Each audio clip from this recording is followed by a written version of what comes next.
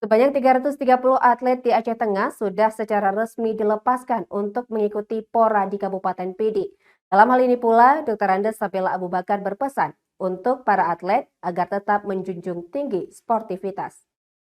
Saudaraku, sebanyak 330 atlet Aceh Tengah menuju Pidi dilepas oleh Bupati Aceh Tengah Dr. Andes Sabila Abu Bakar di halaman kantor Bupati Aceh Tengah pada Jumat 9 Desember 2022. Total kontingen dari Aceh Tengah sebanyak 451 orang yang terdiri dari atlet sebanyak 330 orang, ofisial sebanyak 60 orang, pelatih sebanyak 66 orang dan panitia sebanyak 50 orang.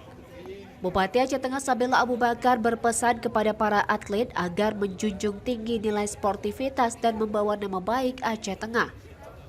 Ia menjelaskan bahwa medali yang didapatkan oleh atlet tidak terbuat dari emas, tapi dari usaha, kerja keras, dan keringat para atlet. Ia juga menyemangati para atlet untuk berjuang dan mencatatkan prestasi. Di akhir pengarahannya, Bupati Sabila mengingatkan bahwa kemenangan tidak mungkin bisa diraih tanpa pernah belajar dari kekalahan. Dalam pelepasan kontingen tersebut pun hadir Forkopimda setempat, Dispora, dan KONI Aceh Tengah. Dari Aceh Tengah, Romadani, Tribun Gayo. Unsur tahun ke tahun ini bendera kita. Jalan pusakanya.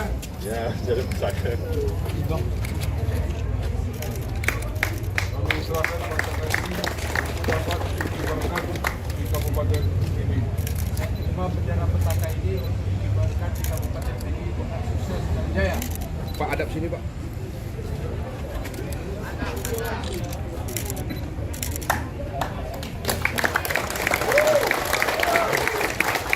dilanjut. Kita kepada Assalamualaikum warahmatullahi wabarakatuh. Oke, cabang apa lagi udah? 2, 3. Ya. Salam olahraga. 1, 2, 3. Aceh Tengah. Ulang, Bang. Apa hitungan 1, 2, 3. Abang nanti Aceh Tengah juaranya sama-sama. 1,